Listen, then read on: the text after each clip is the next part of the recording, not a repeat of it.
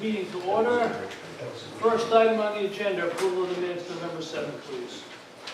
I'll make a motion to approve the minutes from November the 7th. Second. I have a motion, I have a second, any further discussion? All in favor? Aye. Anybody opposed? Next item on the agenda, public informational meeting, major land development master plan, photovoltaic solar energy system, AP4, lot 25, 310 Main Street, Maxon Hill, LLC, care of Anthony Del Vicario, applicant. Before we go on this evening, Chairman, I am a butter for that property. I spoke with our solicitor, he said, I don't have to recuse. He said, but I do have to make it known that I bought the property, and if anybody has any sort of a complaint, problem, or issue with that, then I will recuse. Anybody care to raise an issue? I see no hands for the record. Okay, thank you. Sounds like you're free and clear. Applicant or representative, Yes, come forward. Mr. Chairman, members of the board, good evening. Usually loud, but I'll. Thank you. Mr. Chairman, members of the board, good evening.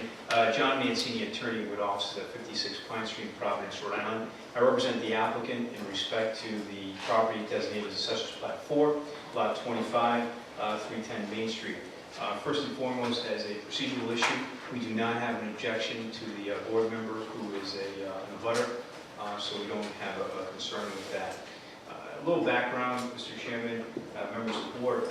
The application in front of you is one that is at the master plan stage. This purpose of this hearing is to conduct the public informational hearing pursuant to state statute. We have already had a pre-application meeting, and this project is also unique as that it comes from the town council, having submitted to the town council some very extensive plans for the purpose of a zone change. That zone change was the result of several meetings that took place earlier in the year, and in June of 2018, the town council designated this area as specialty zoning, which permitted the development to go forward by right with certain conditions, and the decision, as you know, is part of the record. What we're here for now is for development plan review as a major land development project, which, as the board knows, consists of 4 review levels: pre-application and master plan, preliminary, and final. The master plan application, normally for a major land development project, provides the applicant an opportunity to submit to the board a conceptual plan, a plan that the board reviews, solicits comments and information from the applicant, and ultimately determines whether or not that plan can proceed to preliminary review, ultimately testing the viability of the plan by ensuring that all the necessary state approvals are obtained. In this instance, we have submitted a master plan that is extraordinarily extensive. We already have the state required approvals. As the board knows, we have our Department of Environmental Management approval, we have an approval from the RIDOT, which is the physical alteration permit, and we also have several conditions, which includes among them the decommissioning bond, as well as some other proposed conditions from the town council. At the last meeting, the board felt it wise to have this project also reviewed by a peer engineer, a peer review process with Crossman Engineering. We totally are in compliance with that, or I should say comport with that, and we have been able to get the report back from Crossman Engineering with respect to their comments with regards to what we've proposed. Their comments were very comprehensive, and we feel that they are helpful to us. We do not believe that they are in any way a hindrance or an obstruction to the project, and in fact, we've had the opportunity to respond to those comments point by point in detail, and again, can show the board that we don't believe that those points are in any way a hindrance to the development of the project. So for this evening, what we want to do, because it's an overwhelming amount of information in a very short period of time, we want the board to have a review of what we proposed. Also, we want to walk the board through the comments made by Crossman Engineering and our response to those comments. And as a result, we have with us David Russo from Dupree Engineering. Mr. Russo has been with the project from its inception and is prepared to extensively go through the Crossman Engineering report and the comments. At the conclusion of that, we want to have an opportunity to discuss with the board where we believe we should go next as far as this project is concerned. But we want the board to understand that we are prepared to work cooperatively with the board, with Crossman, in addressing those issues. And in fact, we think that as a result of our communications, that we can probably even come up with some better design for the project, to maybe even reduce some of the megawatts with the project. But with that, unless you have any further questions with me or any questions with regards to the history of the project or what we've submitted, I'm going to turn it over to Mr. Russo for some questioning and an opportunity for him to assist you in better becoming acquainted with existing plans and proposed changes. Very good, thank you.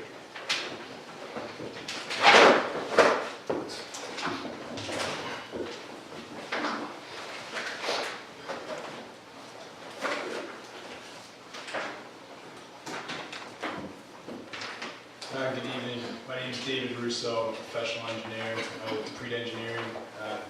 Worked on this project probably last year and a half since it started. What I'm going to do tonight, just to lay forth how I'm going to present the project, is I'm going to give a just really high-level description of the project. I'm going to talk about really, again, high level from the Crossman comments, and then present some modifications that we've made to the plan. Our goal tonight is just to receive some feedback on some of the changes that we made. So the property is located on 310 Main Street, as most people are aware. It's Assessor's Plat 4, Lot 25. The plan that we presented in front of you here shows that the property has frontage on Main Street, located along the west side, and Maxon Hill along the eastern side. The site itself has been, all the wetlands on the site have been flagged. The property Class 1 survey has been completed by Decreed Engineering. The topography of the site, it varies. There's wetlands throughout the site, but for the most part, the site slopes from Maxon Hill down towards the Main Street property. The original proposal that was approved by the town council was for 11.75 megawatt system. I'm sure the board is familiar with this plan, as it was the one that we presented when we asked for a recommendation to the zoning board. This original plan received the DEM insignificant alteration permit and also a DOT approval for the connections to the state road. And since then, as Mr. Mancini discussed, we received the zone change for commercial for a solar project on this property. And upon our submission to the town for master plan approval, the town requested third-party engineering review, which the applicant agreed to. That was submitted with our package for master plan, and third-party engineer, Crossman Engineering, completed their review. We received those comments October 30th, and we just recently, we spent about the last month going through those comments in detail. And we just recently responded to those. We submitted revised plans, a response letter. That response and revised plans included additional information from Decreed Engineering, Kevin Alverson, the landscape architect, and Sage Environmental. And the board, I understand the board doesn't have those comments that we just recently submitted. You haven't had the chance to review those, so I don't want to waste your time going into fine details of those. We are scheduling a meeting with Crossman to meet with them to go through all those comments, discuss them in detail, and try to get all of those addressed prior to the January board meeting. So what I'd like to do is just on a real high level, just kind of discuss some of the stuff that Crossman brought up and some of the changes we made. Again, I'm going to keep it high level. Kevin Alverson and Nicole Malanafi from Sage will be here in January to go through the detail on the plans. We'd also like to make sure all the details that we present were negotiated or discussed with Crossman, so we present the final material to avoid confusion.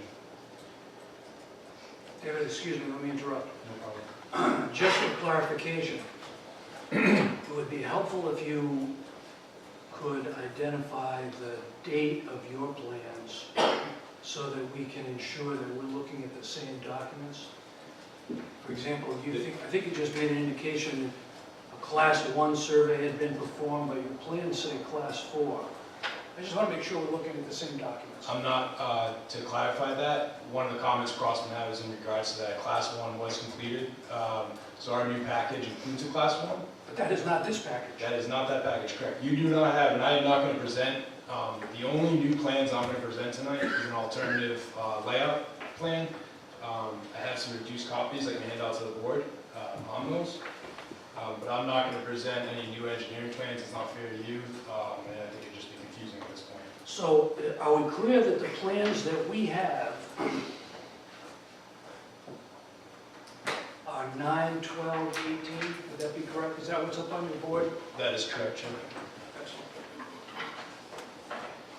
So I'm going to just briefly go through some of the high-level comments that Crossman had. Some of their comments in their review letter, which the board does have a review letter, you don't have our response. So, like I said, I want to just keep it real high level, and we'll submit copies of our response, so you guys have a month to go through those and prepare any other questions. So some of Crossman Engineering's comments were general housekeeping comments, general notes, which we've addressed completely. We've responded to all of Crossman's comments in their letter. As you stated, the Class 1 survey has been completed. That was one of Crossman's comments. That has been included in the plans we submitted to Crossman. We included additional information to Crossman about the topography that we use when we do design plans. We use topography referred to as LiDAR. We find it over the past 5 years to be relatively accurate. Crossman had concerns with it. So we talked about our survey, and one of the things we've agreed to is prior to construction, have a pre-construction meeting and do additional topographic survey in the areas where it's really important, mainly the drainage areas. The areas where the solar field is located, if that varies, it's not as important as the drainage. So when you use the LiDAR data, excuse me for interrupting, are you referring to the point cloud LiDAR data, or are you bringing in the 2-foot contour data that's already been established? The 2-foot contour data. Did you do any field verification of the 2-foot contour LiDAR data? Historically, we have, and we find it to be relatively accurate. Did you do any on this site? Not yet. That's why we'd like to put it as a note that prior to construction of some of these pond areas, when they're cleared, to go into those areas and get accurate topography to check it. So that's how we'd like to approach that. Okay, we might have to talk about that, but continue, I don't want to interrupt too much. The Crossman had some comments, concerns on the stormwater model. And we believe the way we addressed it in Crossman's comments that the way that we're analyzing the existing and proposed conditions is a much more conservative model now. The stormwater BMPs on the site, BMP is best management practice, so it includes drainage basin and infiltration trenches. We have upsized them to be conservative. We have reduced, even though we're allowed to use high infiltration rates, we've reduced the infiltration rates, in some instances eliminated infiltration rates to make a very conservative design. So it's over-designed, is the way we like to phrase that. The landscape architect, Crossman had comments on the landscape design, and Kevin Albertson next month will go into detail once we finalize the plans with Crossman. But in general, they've increased the quantity of the plantings. They've decreased the spacing almost, so they're tighter. The other thing that we'd like to include is, and we put this in the letter to Crossman, is we agree to, after the plantings are installed, if there's any additional plantings necessary, we've agreed to, the applicant has agreed to conduct a review of the as-built, so after it's put in, the town's third-party engineer, and the town can choose who that mediator is between the abutter or the owner of the property. And if it's felt that additional plantings are needed in those areas, the applicant would be amenable to putting those in. We just felt having the town decide who's in between would work best versus us saying it's fine and the abutter saying it's not. So we felt giving the town that authority would be best. The Crossman had some comments on the noise study and the distances on the equipment that was used. The Sage Environmental has addressed those concerns in their response. And again, we'll discuss that with Sage and get that addressed before the January meeting. Crossman had a recommendation about planting some areas with native stock of butterfly milkweed, which is native to the area. The landscape architect has included those in his plan.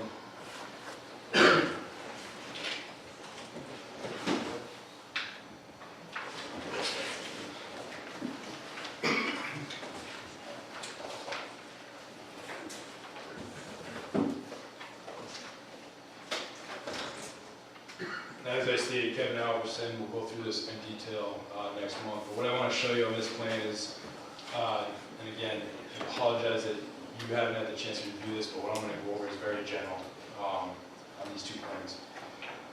So Mr. Alverson has showed a lot of the pollinator habitat meadows that he's proposing on the site on this, relative to that milkweed comment. But the real called alternative design, using this plan just as a visual. So one of the other comments Crossman had was in regards to the forest connectivity and wildlife corridors, and the fragmentation of the forest lands and the wetlands. And I know that was a concern when we were doing the original recommendation to the council. So the applicant, one of the things they're looking to do, and this is one of the alternatives that we'd like to get some feedback on, so we can figure out how to incorporate this with Crossman on our plans, and if this is something the town would be amenable to. But they are looking at possibly removing certain sections of the solar field. So they would be removing basically these three pockets of solar fields, and then another solar field up in the northeast corner. We feel that this addresses that issue that Crossman raised. It creates a continuous wildlife corridor through here. It also allows us to put the fencing around these three systems, not have a fencing segment, divide that area. It also reduces the disturbance by approximately 16 acres. It reduces the amount of tree clearing by 14 acres. And if this alternative move forward, it's approximately 85 acres of the total site area, which is about 139 acres to remain. So this alternative plan obviously reduces the amount of disturbance. It then has an impact on the reduction of drainage on the site. It retains a lot of the existing vegetation on the site, which helps some of that for drainage, especially since, as I stated, a lot of this drainage flows down towards Main Street, so it creates a good buffer between this system and that system for natural infiltration and filtration of the stormwater. So, we realized that this was a big concern. It's something the applicant looked at, and they feel that this alternative could work. So we respectfully just wanted to get some feedback on this, and then over the next month, we were hoping, if you had the time to review the Crossman comments also and had any questions on those Crossman comments, we'd be open to discussing those. But really tonight, we were just looking for some information, feedback, and then next month we'll come in with our final plans that Crossman reviewed and approved, and go through them in detail. Okay. All right. So, is this the proposal that's up on the board now? Correct. Alternative, this is different. Right? It is. It's a reduction in the limit. The changes themselves in this, the way that this was designed from hydraulic view, a lot of these systems have their own basins and drainage, so it's more just eliminating those areas. Okay, let's just jump right in. I just want to make a quick comment. In reference to, the chairman had noted that this was different. It's different, but yet the design has not really been changed. So this isn't different in the sense that it's a material change such that it requires any additional review from any state agency. What we've done is we've actually compressed it a bit, we've moved some of the pockets, as Mr. Russo noted, to allow better flow, to stay consistent with what the intent of the town council decision was and the conditions of that decision, and also to incorporate the comments made by your peer reviewer. So we feel that this is a viable alternative to the existing application that's before you, the application that you reviewed not only as a recommendation to the town council, but as part of the town council submission, ultimate decision, and then what was before you as a pre-application a few months back. Yep, I appreciate your comments. When I said different, I meant that in a positive way. Oh, yeah. Many of the things. But I didn't want to, No, I understand. Yeah. Many of the things that have been sticking in my craw about this project apparently have, some folks have come to their senses, and I'm pleased to see that. yeah, and that's why at the onset, what we stated was that we think that working cooperatively with the planning board and with Crossman's comments, that actually made it a better proposal and project for everybody. So we're not opposed to it, we're open to it, and for that reason, we felt tonight would be a good opportunity to elicit more information, not to bombard you with complicated details and to ask for this to move in an expedited fashion. We want to do it in the right way, and we can both get to the same place. Let's just touch upon the complicated details. So, you folks are always telling us about how your application far exceeds the requirements of our checklist. Yeah. So, I'll have to be candid with you. If you put something on a plan and the peer reviewer wants to criticize it, right, you gotta come, you put it on the plan. There's So no I question. appreciate the level of detail that you came forth with, but you gotta expect that when we have a peer review those plans, they're doing all the right things. Well, So we agree. let's be clear on Well, count. we're not being an adversary about that. I mean, it's typical, you know, you have two lawyers in one room, you're gonna get four different opinions. Everyone's gonna move the comma one place or the period to a different place. What we're saying is that we're having multiple minds looking at it from an engineering perspective. It's a work in progress, which allows it to be better. So we're not our position is we don't have a monopoly on the engineering brains necessary for the development of a good solar project. So we're welcoming Crossman Engineering's comments and your comments as a board. And for that reason, we've authorized the Creed Engineering to go forward, meet with Crossman, respond to the comments as has been done, and to ultimately authorize this type of plan, which we feel would be a better plan because it better meets your requirements, the peer reviewer's requirements, and ultimately the intent of the town council's decision. Good, thank you. So my first question would be, while I'm delighted to see that you've removed those interior elements, have there been any changes to the buffering along Route 3? Visually, it doesn't appear that way, but I'm still quite a way from that plan. There has, the original plan had detention basins along Main Street. Crossman had a concern with the detention basins out of pipe discharge. Crossman, one of the comments was in regards to the pipe discharge, consolidating that water to one point. It also, because of the berm, limited the amount of planting buffer in that area. So one of the Crossman comments was increasing that buffer. So we looked at both those comments hand in hand with Kevin Albertson, and we've switched those basins to a large trench area, large stone infiltration trench, which allows the flow to be spread out. It's not coming from one pipe area, doesn't allow it to concentrate.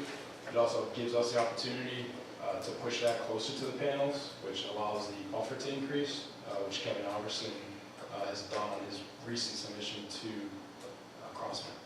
And we're talking about the basin at the northwesterly corner? Both of them, actually. So the whole stretch along Main Street has been modified. So those basins are no longer there in your design? Your They've revised been design? substituted with snow infiltration trenches. And like I said, it allows us to increase the buffer. It achieves the same drainage result, but it allows the water to be more evenly spread out, which maintains the hydrology. In And just so that we're clear on buffer, we're not just talking about horizontal distance, are we talking about increased plantings in that area? That is correct.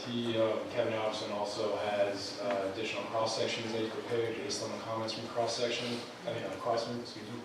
And he will go through those in detail at the next meeting, and we're planning on meeting with crossmen. So when we meet with crossmen, it's going to be us, Sage, and Kevin Albertson to go through all those comments and make sure Sage either agrees with them, and if they don't, we're going to find a way to modify our plans. Great. And the last question I had was with regards to your proposed array locations as it affects abutting property owners, which I'm kind of thinking is along the southerly line. You got a couple of southerly boundaries, yep, right in there, and I'm not sure what's going on at the southwesterly corner. Have your changes positively impacted that area, or is it as it was? Kevin's looked at all the buffers. That was a lot of the crossman comments. So he went back through all the bufferings to abutters. I can tell you the class 1 survey that was recently done, I can tell you this area down here, the southeast area, the original property line that we were using was actually closer, further north on our original plans using the class 4. The class 1, that property line actually shifted further south.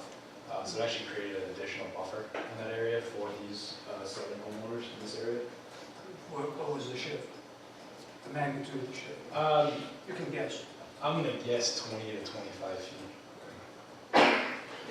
And again, plantings in that area increase, stay the same, what's going on? I'm gonna say in general that Mr. Albertson went through and reviewed all the buffers, increased the density and the spacing on all the buffers. That was a large part of Crossman's comments. And how about the species? I remember that there was some concern about, they were questioning the use of white pines. I don't know if it was in that area or not. I'm gonna leave that one to Kevin. Okay, yep, I understand. I'm out of my element as well. We can say that one of the changes that Mr. Albertson did do was to add some additional plantings that would actually be beneficial to maintain the habitat that's there now, and ensure that its population is not decimated as a result of this. So that you'll hear better from Kevin as to exactly the type of plantings that are being done. But one of Crossman's comments was with regards to the milkweed, and that is something that is being addressed and has been addressed in the revised plans. Okay, thank you. That's all I have right now. Other planning board members? When we initially heard this application, I really did not like the interlacing at all. And my comment initially was why couldn't you just do it this way? And so I'm very glad to see that you've taken out the interlacing, especially in the middle of the property. I thought Crossman also mentioned changing the buffer as well to the wetlands. Was that increased? Was that part of it? Did I remember reading that correctly?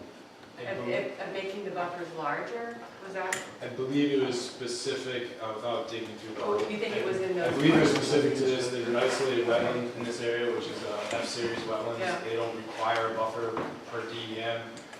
Crossman asked if we could put a buffer on that as much as we could. So we've increased that buffer slightly, and then this area here is the north shade, so it's not as big of a deal. But Mr. Albertson has included some planting areas along there.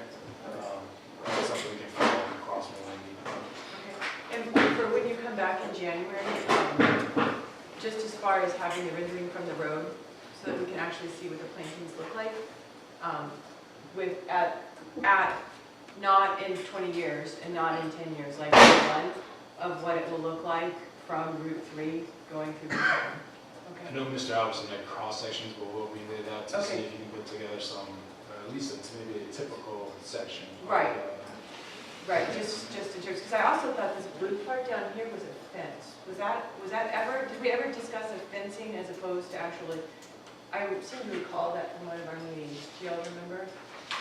Wasn't the fencing up No, like, towards Maxon Hill Road? well, I thought it was houses like there? for the houses, it was going to be a, Yeah, we had a fencing plan, actually, you're correct. There was a fencing plan where we noted different types of fence where it was. So when it was near a water, it was like a black chain link fence. Right, And then right. the rest, where it was going through the call it the wetland areas. Right. It wasn't going to be seen as visual, it was just a normal chain link fence. Okay, so there was never a plan to have like an opaque fence or something where the abutters wouldn't see it? It was always a chain link fence? Am I remembering incorrectly?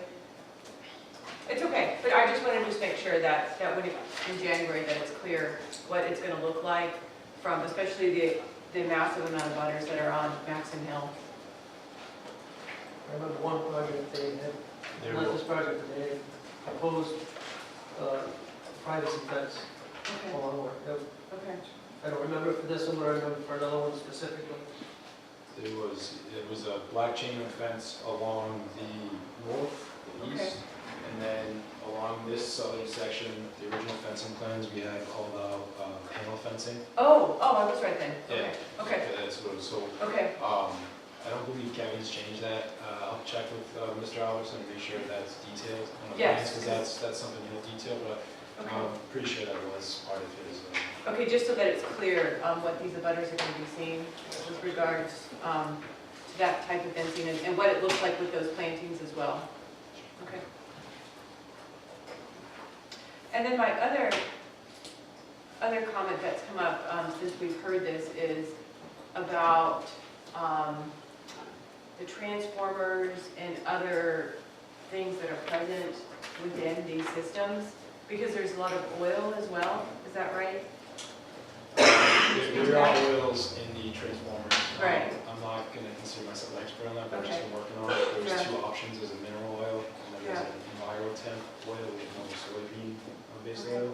Yeah. Um, Just we've really, because of where and the fact that there is so much wetlands and all of that, I just want to be cognizant of that. I want it contained so that if there is a spill or something, that it's not going to be going into the wetlands.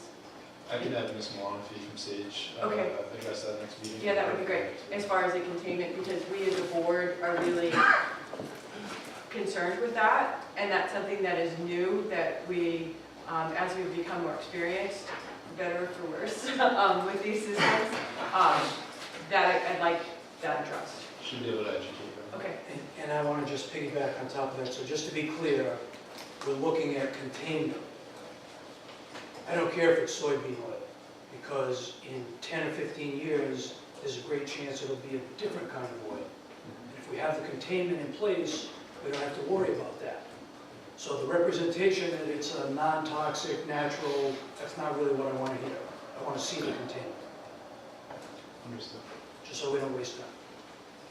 And if I could add to that as well, in the terms that I'm familiar with, there would be a revetment, not a concrete slab with anything on it. I'm not sure what the actual federal guidelines are now, but on the bigger power plants, they have to have a revetment around anything as any kind of possible leakage problem. I'll let Nicole speak to that next, but she's spoken to that for other projects. Okay. I've heard her speak to it, I don't know enough about it to speak to it. fair enough. Oh, those were just my concerns. Another concern that, I'm sorry, that comes up continually is the maintenance under the panels. Different species of grass have been proposed and one thing or another. And this is just off the top of my head, I'm not trying to make a suggestion or bargain for anything. But what about substituting the grass for juniper? They never grow more than that high. And once they're self-maintaining for the rest of forever. It's just just an idea. I've never heard that idea, but I understand where you're coming from with that. But yeah, it's typically just meadow grass that they manually maintain. There's no chemicals or herbicides used on the site. But I understand. With the juniper, you never have to, or chemicals, you never have to mow it, you never have to. It just makes a nice natural carpet, little animals like to run through it and chew on it, and whatnot. That was it. Well, guys, I must be the season, because I got a lot better taste in my mouth than I've ever had before with this proposal. The redesign is palatable. I love that you're reducing the fencing around it, so the animals can still travel through.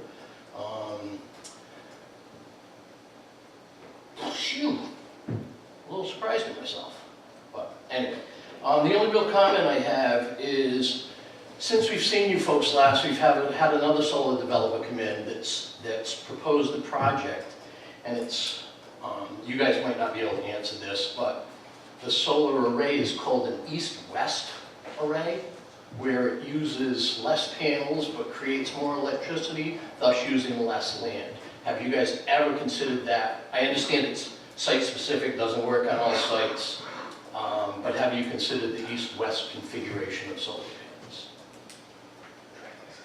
I couldn't speak to that. Right. I know I'm familiar with them, but I couldn't. That's something I'd like addressed by the next meeting. In other words, far be it for me to take food out of the mouth of the developer, but if you could get more power out of using less land, I'm a big proponent of that.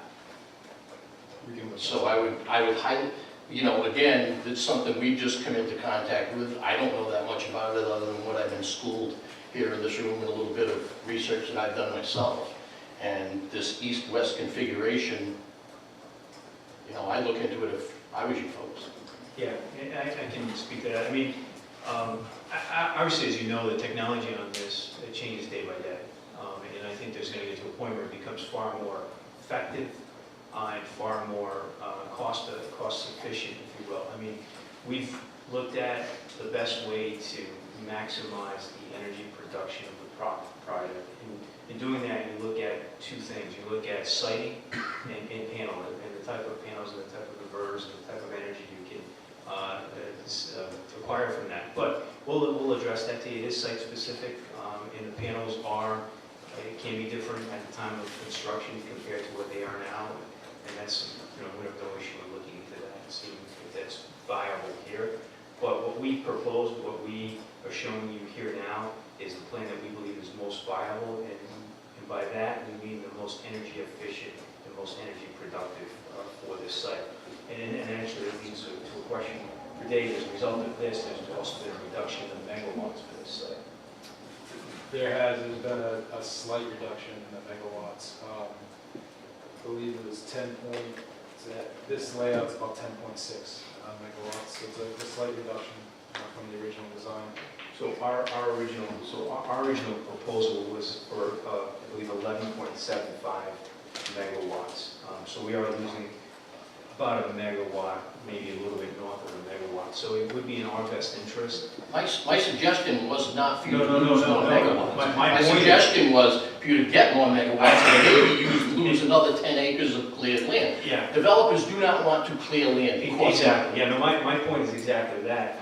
It's worth our while to go back to see if there's a more efficient panel to bring our megawatts back up to 11.75, and then perhaps if we can do that, we could possibly even condense the site more, which, you know, if we can reduce the site work, minimize the excavation and the drainage and the outlay of all that, certainly that's not something we're opposed to. And I think, again, like I said earlier, this discussion brings us both to a better place. And that's Thus putting a better taste in all our mouths. Yeah, and it's just not the result of the pumpkin pie or apple pie from Thanksgiving. It's actually an I'm actual suffering up productivity. too much, it's gotta be the season. I'm good. Planning board members, anything else? I have one more. So you said that, I was under the impression that at 11.75 you've already gone to National Grid. So by changing it to your 10 and a little bit, does that null and void the National Grid? No, or is it no, fine? not at all. So what we've done with National Grid is National Grid comes out and gives us a confirmation of an interconnection by way of a feasibility study to determine that interconnection is feasible and it will be provided. So that's the commitment that we have. The final interconnection approval doesn't happen until final approval here. So whether we've got capacity, we have the ability to interconnect, we've shown them where the interconnections are going to be, location of the inverters, all of the basics and fundamentals that are necessary. Once construction is complete, we get the final approval, we literally plug in and the lights go on. So there's no instance where you're going to build this array and you don't have the ability to connect? Nope, because that would be a very bad thing. It has happened. It has happened not very far away from here. We're- So, Well, I can tell you it's also happened in another community where they have built it, but now they did not properly plan for the interconnection, whether it's going Correct. to be Hence my underground question. or Right. by telephone poles. We're too professional not to, I mean, there's too much money at play not to dot your I and cross your T on that aspect of it. So Okay, what we're showing you, we're going to ensure that it can be connectable. And I'll give you another bit of information, and I think I can elaborate more at the next meeting, is these projects are subject to what's called power purchase agreements, the end user. And we're very close to acquiring a power purchase agreement so that once the lights are turned on this, we've got an end user that's going to go directly. So the time period is going to be very important for us to ensure that we can get this online. And the power purchase agreement will be with a state agency, so it has a very positive general impact for the overall production of this project and the state agency. So for that reason, it's all the more important that all the I's are dotted and all the T's are crossed, so that a mistake such as one you noted where there's an issue as to connection doesn't happen. Anything else? Before I go along the road. I think my last comment only had to do with your idea about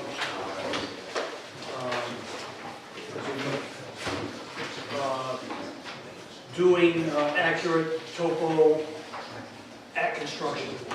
I want to caution you that that's probably not going to be something I'm interested in seeing. If there are critical areas of this site, such as the basins, I would much prefer that you flesh them out completely before approval.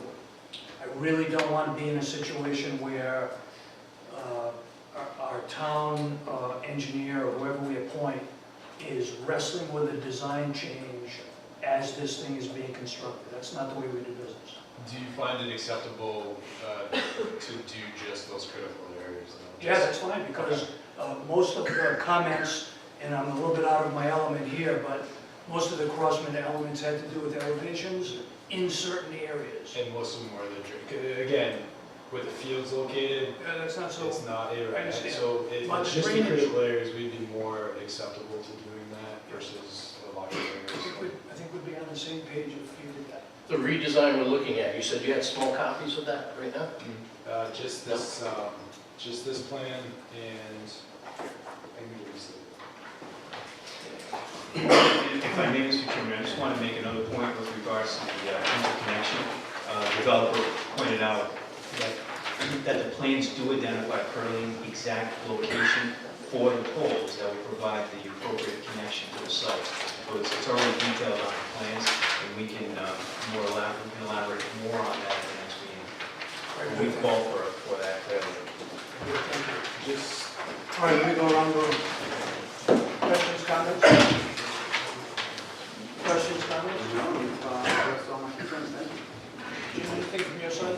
I'd just like to mention that town staff has not had a chance to really look at these plans yet in any detail. And Crossman's memo suggested that the town's zoning official take a look at it from setback issues and things of that nature. So I would say that once we have this design now finalized, give us something on top of a Class 1 survey so that we can clearly determine if, what's going on in the setback areas, if anything. that's fair. We'll have to get that to the town for review. Just real quick, the second plan I handed out, all that is really a visual tool to show the blue background that you see is the new system layout, and the gray is the old. So it's just a comparison, just to clarify what that was like. So I'd like to see 10 more copies of what came into my office today, because I'd like to have the board have that for their next packet. We're meeting with Crossman next Friday. Do you prefer us to submit what we submitted right now, or do you prefer us to meet with Crossman and submit? I would say as soon as you get things finalized with Crossman, give us something that you folks both agree to, and then I'll take a look at the plans, the zoning official will take a look at the plans. And also, at some point, you should really run it by the fire marshal as well. Now, it's my understanding, I don't want to speak for the fire department, but they prefer to have a low, slow-growing grass mix underneath the panels, if not a totally non-combustible surface, okay? So I would say that any plan that you bring to the board, give it to the fire marshal, let them approve it, and take it from there, in terms of access roads and things of that nature. And that's actually a very good point. You may already be on top of this, but not everybody's accustomed to working with the local fire group. There was a recent incident where state fire marshal stepped in the last minute and on an approved set of plans, and things got messy. So you might want to include him in your upfront discussions. Was that a solar or was that a general? So, Thank you. Okay, anything else? So in the audience, questions for the applicant or their representatives? Barbara? I was wondering, because you were talking about specifically the fire department, I'm wondering if the applicant can possibly assist the fire departments with any additional hazard training that they may need for a project like this to protect the project and the homes surrounding it. Because we have been doing more information on fire suppression and the way the volunteer fire departments have to do hazard training, because it's very specific. Even though you have a kill switch, you might have some residual electricity. But I think the fire departments may need, and if they do, additional hazard training, if perhaps the applicant can assist them to get that for their benefit. It's just a suggestion. Maybe you would address that at the appropriate time. Well, I think what we'll do is, we'll put that on our list when we go meet the fire chief, the fire department, to ask what they would suggest and what they would need. And I don't believe we as the, we would have no issue. Very good, thank you. Good suggestion, Barbara, thank you. Yes, sir. Just my own ignorance, I missed the mention of the panel fencing. Can that be pointed out? I'm sorry, I missed where.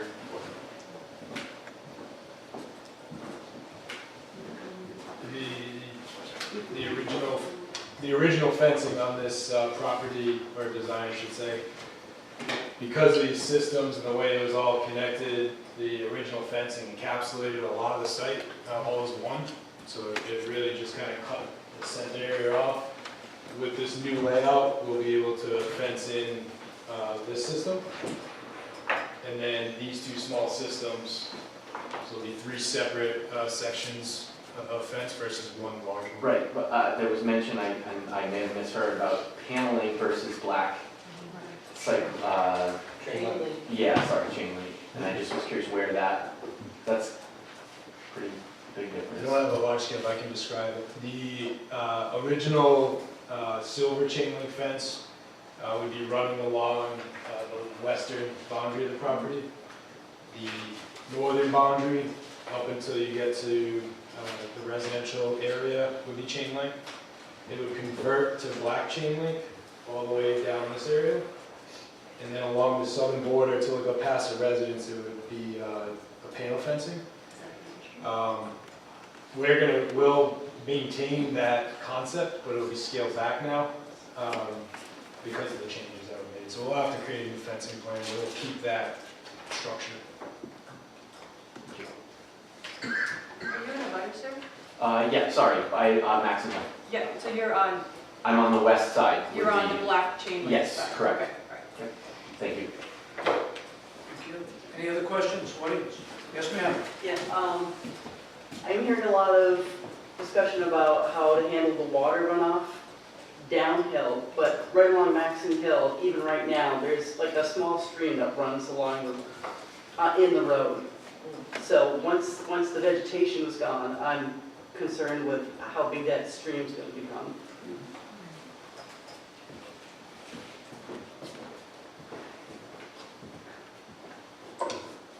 We can look into that further, but I believe that stream, along Maxon Hill, there is a slight burn off the road. So I don't believe a lot of the stormwater gets captured in or stays on Maxon Hill a lot. I think that's part of the issue. A lot of the stormwater from this site flows down towards Main Street. So I don't, even this isolated wetland overflows into this other wetland. So this site, the clearing of this site and the stormwater elements, there are some small sections in the southeast, but we have drainage implemented there to capture all our stormwater, infiltrate it and store it on site. Good, thank you. Ma'am, is the water situation that you're describing, is it actually on the road, or are you suggesting that it's coming Yes. from this site onto the road? Right along the southwestern edge, along that, the resident's property, he's got a ditch that drains water.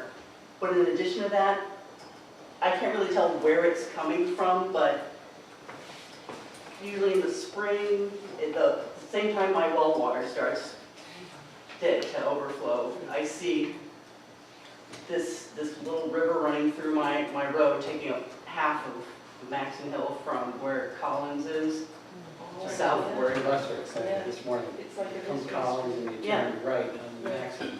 Right over there was some icy buildup right along the side of the road.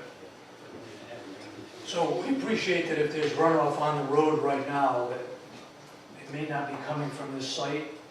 You want to talk to your town council about that? Okay, Could we get your address? We will look into it though to ensure. sure.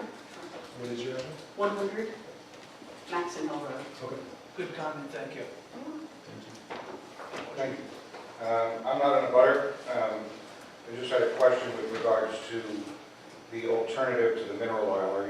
Is the applicant saying that they're going to be using the Cargill FR3 for the transformer lubricants? I'm going to let Nicole, the next meeting, speak to that. I'm just not an expert in mineral fluids. Okay. All right. And Ms. Williams, when you had said about the opaque fencing, That was the panel. was to talk about the panel Yeah, fencing, so yeah. there's no visual Correct, for the abutters? right. Okay, thank you. Stay on top of that fluid for us, will you? You got it. Thank you. Anyone else in the audience, questions for the applicant and/or their representatives? I see none. Sir, where would you like to go next? Thank you, Mr. Chairman. So our suggestion is to be able to come to the next meeting, your January meeting, where we'll be able to, well, the board will be able to better digest the plan, all of the comments that we've provided in response to Crossman Engineering's report, at which point we'll also have our landscape architect, Mr. Alderson, here. He can better describe the buffering, the enlargement of the buffering, the species to be placed into that buffering, and also discuss a little bit about what has changed as a result of some change in the drainage. We'll also have Sage Engineering here to talk specifically about some of the environmental issues and weave into that also a discussion with regards to the habitat. So I think we'll be in a position to do that at the next meeting where everyone will have the same documentation, if you will. Additionally, I do know that we're in the master plan stage, and as a result of that, under state statute, the approval clock, if you will, is ticking.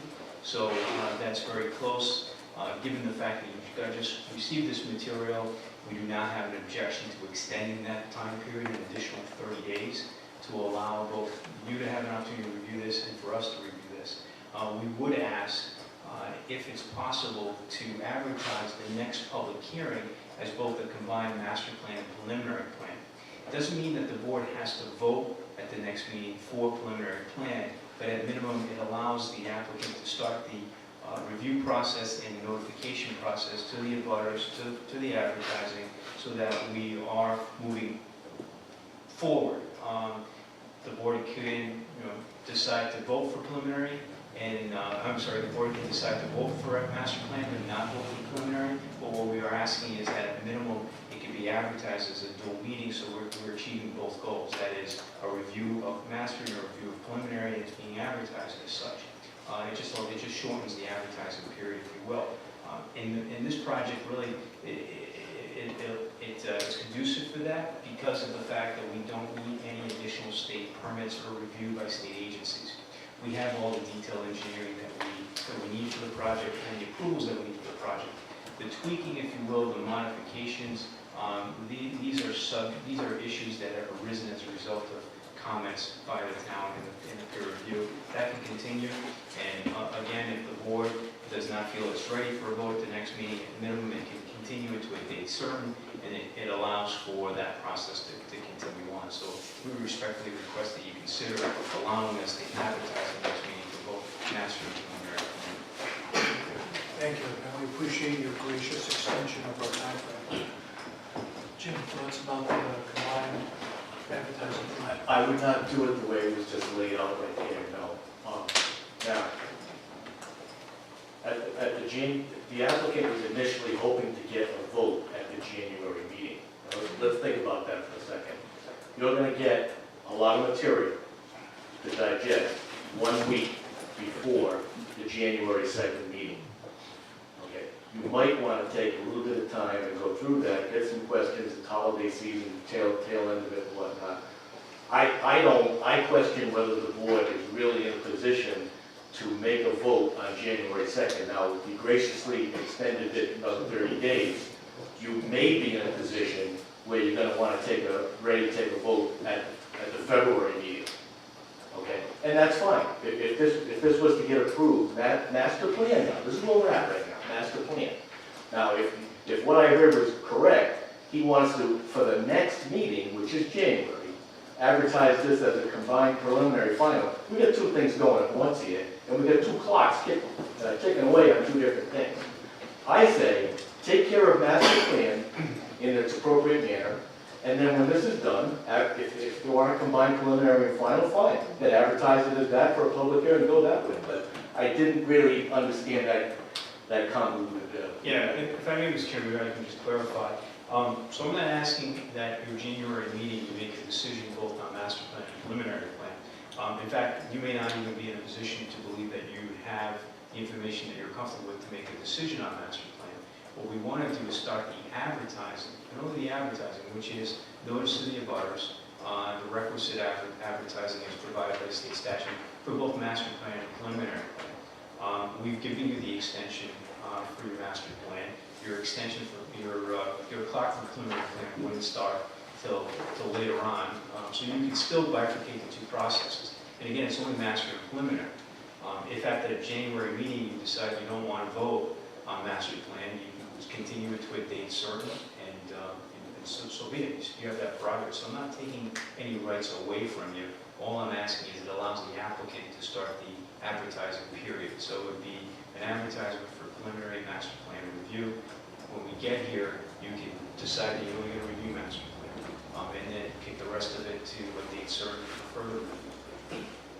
So the applicant is suggesting here that he advertises for preliminary plan approval when I haven't even got a preliminary plan submission, number one. I certainly haven't certified it complete. I mean, you're coming up with a new way of I know you're under time periods and you want to get this thing going as fast as possible. And you can do it any way you want, but I'm telling you, there's a right way to do something and a wrong way to do something. And I just told you what the right way is. Got it, I'm with you. So, planning board members, I don't want to usurp your authority, but I'm prepared to support our planner on his perspective on that as well. Yeah. Yes. Good. Master plan next time. Okay, so no action on this particular plan. We're going to wait for information. We'll see you on the 2nd. Yeah, okay, yeah, I just want to make sure. And you'll submit something in writing with regards to the extension to the planner's office, yes? We'll do, yeah. So just so the record's clear, so we have a date certain to what date? Our next meeting is scheduled for January 2, unless something comes up later in the agenda. I don't foresee it. Get into the details, flesh out, really solid. Good, thank you.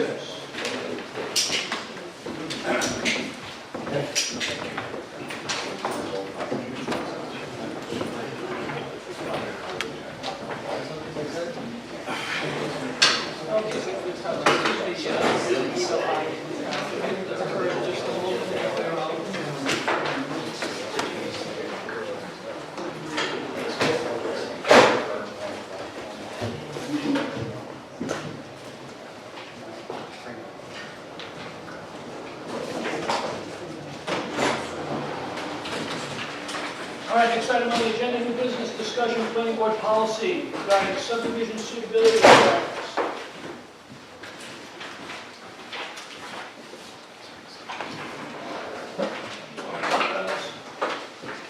Okay, so last time we had an application that sought to deviate from our regulation. And there was some good discussion both ways as to why it should or should not have been allowed. And my suggestion at the time, which I'd like to flesh out just a little bit more in discussion this evening, was I don't really care if we decide that deviation from the regulation is okay or not. My position would be, if we decide to deviate, of course, it should result in a regulation change. That's not always possible. And in the future, in the past, what we've done is we have adopted a formal policy and put it in writing so that all the applicants that come forward have the benefit of being treated equitably under this formal policy statement. And then the next iteration of our subdivision regulations captures all the new policy changes, so we kind of catch up. But it's very difficult to go ahead and start changing subdivision regulations every time an agency, for example, comes up with a new policy. So that's the way we've done it in the past. I still think it's a good idea, and I'd like to just have a little discussion about if we're going to entertain a change, getting a formal policy in place so that everybody knows what changes up. The topic under discussion had to do with subdivision suitability, and specifically with regards to subdivisions where there are large acreage remainder tracts. And so in the past, and our regulations reflect this, the proper procedure was something called the subdivision suitability determination application, issued through DEM, which essentially gave conceptual approval to an entire subdivision. And what would happen would be on this remainder parcel of 50 acres, somebody would have to design a septic system that in all likelihood was never going to be used because the likelihood of it being in the right place the first time on 50 acres is highly unlikely. So anyway, DEM changed their policy on this, and now all they require for large acreage remainder tracts is a satisfactory soil evaluation. So if we were so inclined to adopt or follow in the footsteps of DEM, I would be suggesting a policy change that we commit to writing that reflects that.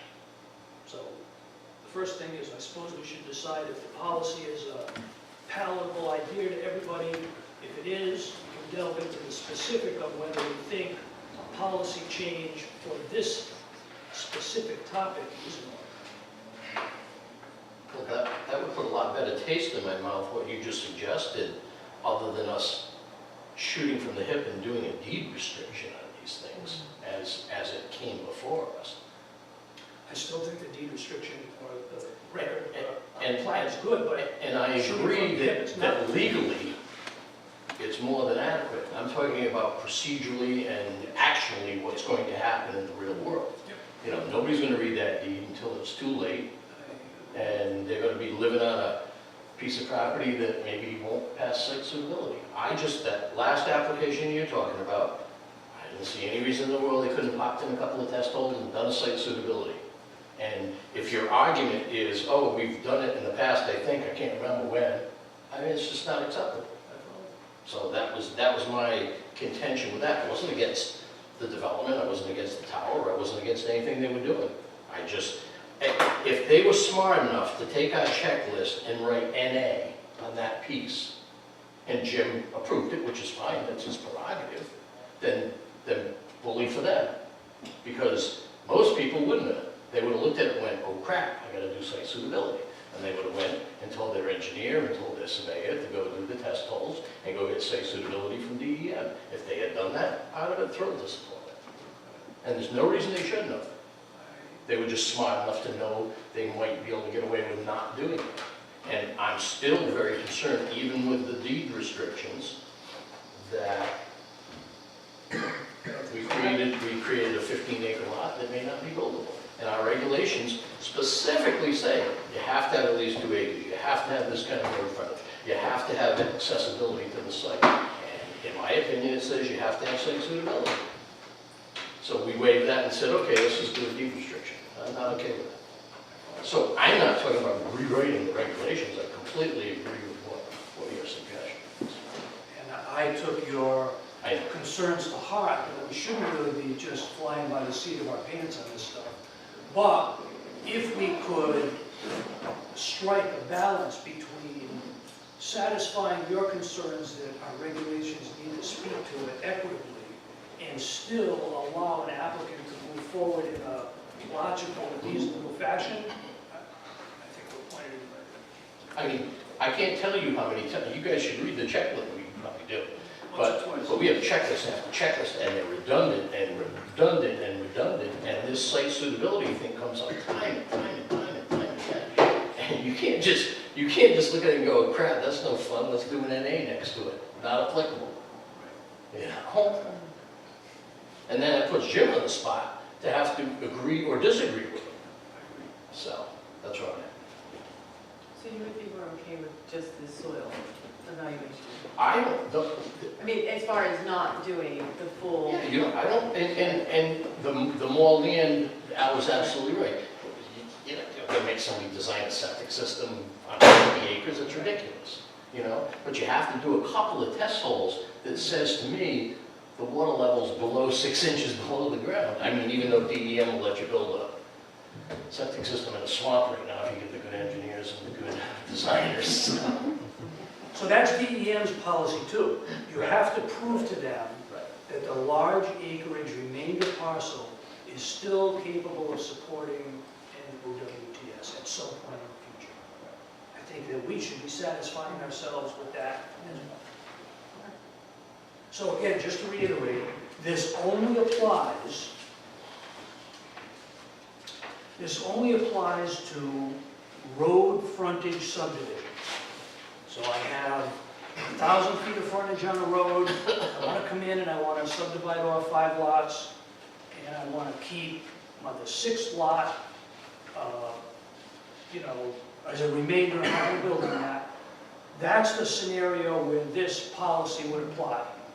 If I have a piece of property where I'm designing a new roadway to service the new lots, then this policy does not apply because DEM still requires subdivision suitability for that situation, and we should still require it as well. Understood. Right, so it's road frontage only, which I'm pretty sure was the scenario that we had last time. Excellent. Sorry, I caused trouble. No, I think it was a good discussion. That was my mistake. So what do you think about this idea? Does it work? Yep. Okay. So I have some tentative language here that I suggested, you know, people would have to, well, a couple of things. First of all, what do we think about how should we decide what large acreage remainder tract is? I suggested 5 acres. I think Jim had twice the zoning area or something close to that. Yep. Twice the zoning area sounds good. Okay, make it that. That's not subjective. Yep, that's good. Make it that, minus subjective. And then I have a note that appears on the plan. If legal thinks this number's okay and everybody else thinks it's okay, then folks would have to put this on their plat. Whether anybody reads it or not, I can't. No, I'm okay with that one. I can't help that. Yep, I'm okay with that one. The important thing is that you would have a soil valve on the large acreage remainder tract, proving that it could work at some point in the future, at least in one location.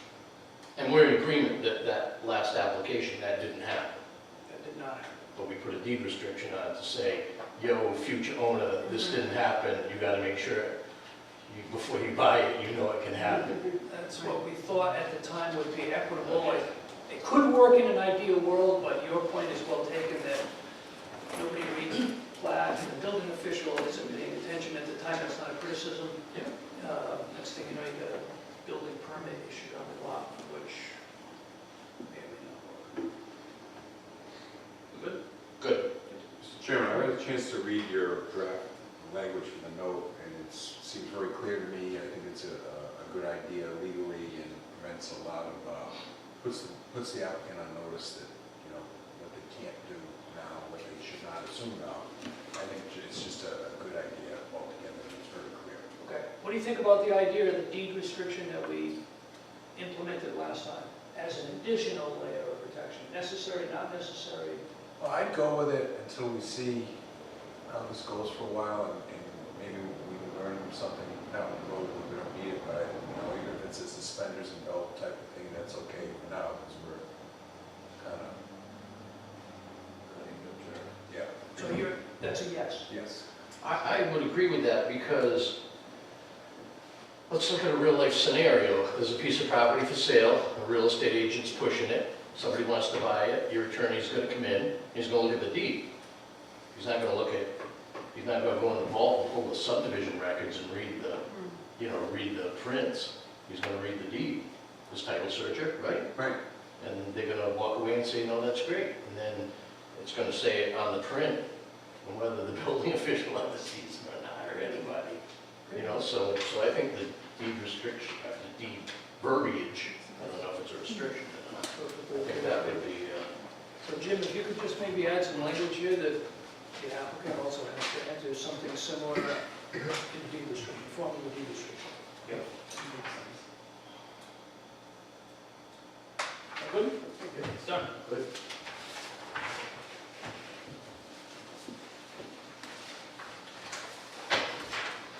So I would only say in closing that as we stumble upon these other situations similar to this, let's not hesitate to commit something to writing so that everybody is playing by the same rules. And as Tom correctly points out, we're not making the rules up as we go. Okay, next item on the agenda then, solicitor's report. None. Drainage report. A couple of administrative subdivisions were approved. One was for the Allen property. The DEM is purchasing quite a bit of that land, and the house is going to be isolated. And Swanwick administrative subdivision on Woodville Road. Copies of the packet.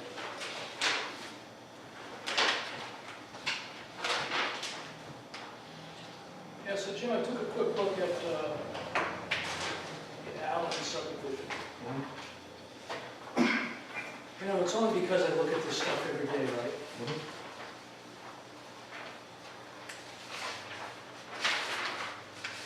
You see that notation, to be set? All over this guy's plan?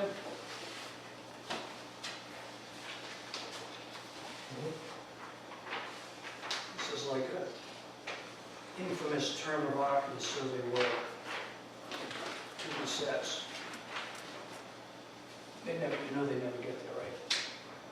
So this is what they call lying with maps. So this survey really doesn't comport with the standard that he is discussing. So I know this is not your problem, but this comes up routinely. I'll just alert you to it. I suppose I'll give you a survey lesson every time I see it, just so sooner or later you'll be an expert and have a PLS after you. I don't think so. Okay, Of course, minor point. One close up, I got an 8, but I forgot everything I learned. Yeah. Minor point. so wait, you doubt that they're gonna go out there and do it? Come on, you can be kidding. But you know, it is surprising because this company, National Surveyors, Yeah.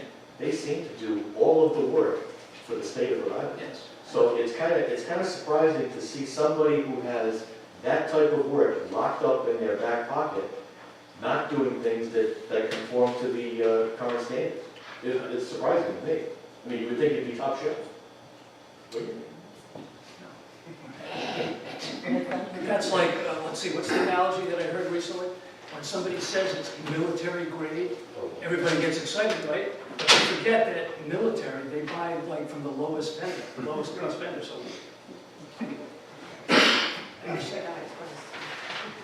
Next item on the agenda, correspondence and updates. You got something good to report here? Very good, very good. We submitted a couple of comprehensive plan amendments for a few changes to the future land use map that were approved by the town council. And so we submitted those changes that we made at the local level here, that were valid at the local level. We submitted to the state for their approval of the changes we made here. And we did get their approval, albeit with some guidance going forth as to probably how the ads should have been worded. And in the future, I intend to submit all of these ads to the statewide planning board for their approval before the applicant even goes forth and advertises them. Now, as long as we're talking about things of this nature, I just want to alert you that, as you probably know, it's the wild, wild west with solar projects these days. And as you can see with the last applicant here, they want to start marching ahead before, prematurely, okay?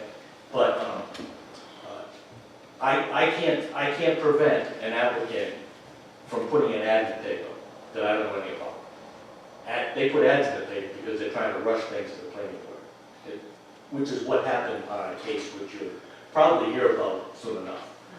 So, and I never approved the ad. Matter of fact, I have emails to the effect that telling them that I felt their ad was deficient.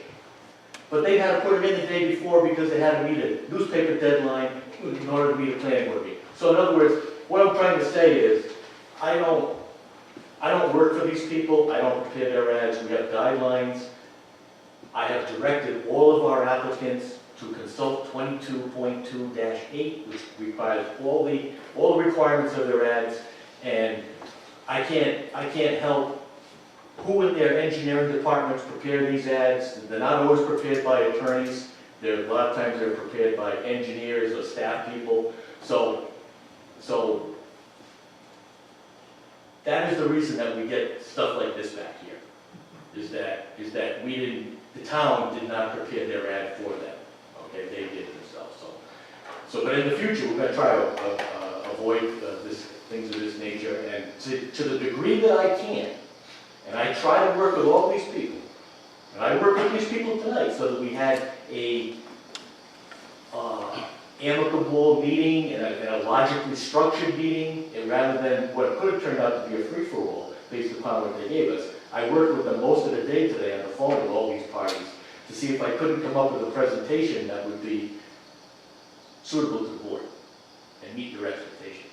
Okay, so to the degree that I can work with these people beforehand, I will endeavor to make sure that these ads are, properly prepared.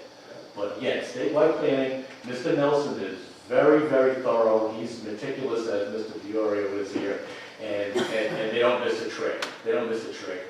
Especially when they have people from the public calling them and making sure that they read those ads. Maybe sending them an email or something?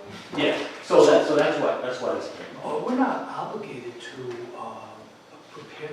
review and prepare their ads, are we? Is that part of the statute, that the town is obligated to have a hand in this? Well, there's probably different schools of thought on that. I expressed that viewpoint in statewide planning. Statewide planning came back to me and said, well, it is the town putting on these public hearings for these comprehensive plan changes. Well, then, So the town, they're going to make the claim that the town is at least in part culpable for this, I understand. but, So my question really is, since this is not the last time that this is going to happen, what can we do should the town be taking control of the ads? In a regulation? Well, now that we know, I mean, you know, you have two things going on here, okay? A comprehensive plan change and a zoning change. And so what they like to see at statewide planning, and again, you know, they have what they would like to see. We really think, a better way to do it would be this, okay? The question is, does it meet the letter of the statute or not? Okay, and apparently it did, or else we wouldn't have this letter. But they would, you know, it would be much better and much clearer to the public when they read this if you could really separate out that there's two things going on here, and you could, so that led to, okay, you know what? In the future, I'm going to send everything up to you. If I get it in advance, I'm going to send everything up to you, and you can modify this, and we'll tell the applicant to structure it any way they want. Now, what I have done, on the, for example, the first one we did of this nature was the Bank Street solar project. So I directed, was prepared by Mr. Nacareno. I've been directing people to kind of like follow that. I thought they'd be in the ballpark with that. Now, you can give somebody an ad. It's a funny thing, they don't seem to be able to even cut and paste and modify it. It comes back worded differently. You know, it's like I got to wordsmith everything and prove everything. I said, geez, I gave you the darn template. I mean, you know, just change the name, or just change the plat and the lot and the name, and you know, and it comes back different. So, but I would say in the future, once we get, if we're going to keep doing these on a regular basis, which I really hope that we're going to, you know, someday this is going to end, okay? But I'll tell you, if we keep doing this on a regular basis, I'm going to get one of these ads that haven't been approved by statewide planning, and darn it, I'm going to make it, I'll mail it to these people and say, here, this worked in the past, okay? Do this. But again, even when you do that now, they're jumping the gun. You can see what you're up against. Because they have a power purchase agreement in the waiting. I was told that on the phone today when I'm working with these people. You know, there's other, you know, the applicant's up against other deadlines as well. There's National Grid, there's other agreements that are hinging all on this. Well, what do you want from me? I mean, that's, you know, I got a process that I got to follow here. And that's the only your problem is not necessarily my problem. And I didn't care for this guy here, you know, standing up and he's trying to, you know, choreograph his own play here, okay? I still don't understand what he's getting at. We're going to advertise for the next meeting. We just want to get our advertising out of the way. Well, wait a minute now. When you get me a master plan approved, then you got the green, as soon as you give me a preliminary plan, I'll look at it. When it's complete, I'll give you the green light. Get the darn thing. Prepare your ad now if you have it ready to go. No, but they want to, for the next meeting, we want to advertise. I'd like to see that ad when it comes out, see what it looks like. That's a disaster in the making right there. That's why I had to step in and say, hey, listen, one thing at a time, we'll take this meticulously, methodically, and go through this. Period. So that's why we did this anyway. I'm delighted that they were finally approved, even with all the comments. How can you tie your shoes if you haven't put your socks on? There's an order that things have to be in. I try to tell these people that it's always better to take one step forward, another step, rather than one step forward and 3 steps back. And in my experiences in my lifetime, anytime I've ever tried to rush something, whether it's in the private sector where I've worked before, things fall off trucks, that the loaders and strapped down properly, they lose it on Route 2, a pallet of driveway seal. Hey, listen, there's only one way to do something. It's the right way. You hurry, you make mistakes, there's errors, and things fall up. If you want to do that, go ahead. But I've seen it happen enough to me in my lifetime. And I didn't want to see that disaster that unfold there. That's why that really got me there. I think you made it clear to them that they were burning down the wrong road. Good for you. Can I back this up just a second? You mentioned, should we take over the notice process? I think one of the concerns that the public has expressed over the past hearings that I've sat through is nobody knows what's going on. And I think we should have oversight of the advertising. I think it's the town's responsibility to communicate to its citizens. The developers have no interest in letting people know what's happening. And they follow what they believe they need to. But I think we should have some regulations that they must comply to. And I don't know how to codify that. but I think it's important that the public be aware of what's going on. I couldn't agree with you more. I've heard those same complaints. However, I interpret it a little bit differently. These folks are following some form of the statute. They're doing their notice, they're putting it in on time.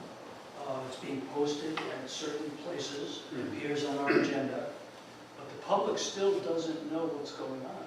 Well, so, I mean, I recognize that a newspaper ad is going to be deficient. That's just, it's, As in not enough? well, newspapers have been shutting down, and the readership is diminishing. So I recognize that that is a challenge. Information is on the town's website, which includes the agendas, but it's not always clear what it is. The statewide planning office has identified deficiencies in these notices, that they don't clearly explain what's happening. And so I think it's an opportunity where we can't force the state to say you have to advertise on Facebook. And I'm not suggesting that's what we do. But we can enforce that the advertisements that do go out meet a certain communications standard and appear wherever they must appear. Got it. So your thought would be the best way to do that is to seize control of it? Or provide some regulatory guidance. In my wife works in healthcare. The Centers for Medicare, CMS, I can't remember what it stands for, provides very strict guidelines to Blue Cross Blue Shield as far as what they are allowed to send to their members to ensure that it's not deceptive, that it's not leading, that it is fair, objective, so that customers and ultimately the citizens are able to better make an objective decision. And it helps to eliminate unfair practices and basically deception, whether it's intended or not. Could it be simply addressed through a checklist item? Well, I think John's got some good points here, and like I say, I'm going to strive to do a little bit better along with statewide planning's guidance on this. Keep in mind, we did everything right from a local perspective. This comes from a statewide perspective, okay? And they'd like to see a good, better, best scenario. And I think they're right. No, I have to agree. I think they're right. There's a best way to do things, and I think we should follow this. But as I said before, keep in mind, there's a couple of things going on with these applications, okay? A public hearing is held first with the planning board. Now, again, the statute requires certain things to be put in the ad. The same requirements are in the ad that's put out by let's say, the clerk's office, let's say, okay, for the public hearing that's held before the town council on the comprehensive plan change. So there's two public hearings that occur for that comp plan change. And in conjunction with the town council public hearing, there's also, at the same time, going on a zoning thing, which requires a separate ad for that. So statewide planning is looking at both of those things. They're looking at our ads for the planning board and the ads that the town council puts out. So that's why when you have two things going on like that, they like to see them separated. They like to see them explained a little bit further with more details so the public can get a better grasp. So I think we're learning. We're learning as we go along and getting something that's going to meet their not just requirements but their liking. Okay, and that's probably what we got here. So I think the next one that we do from scratch will probably be. Well, I'm gonna do everything I can to make sure that it's flawless. Even the ones we did for Atlantic, for example, the Grundy one, and the two for Skunk Hill probably fall in this category right here. But so it's too late because they've already gone.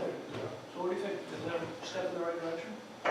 I'm not sure I followed exactly what the action was. Like, what would be the action item on that? Just you would provide guidance to make sure that you would approve the messaging? Is that what I got? Is that what you were saying? I won't approve it. Statewide planning will approve it. So you'll send it to statewide planning before they can advertise it. Right. I think that works.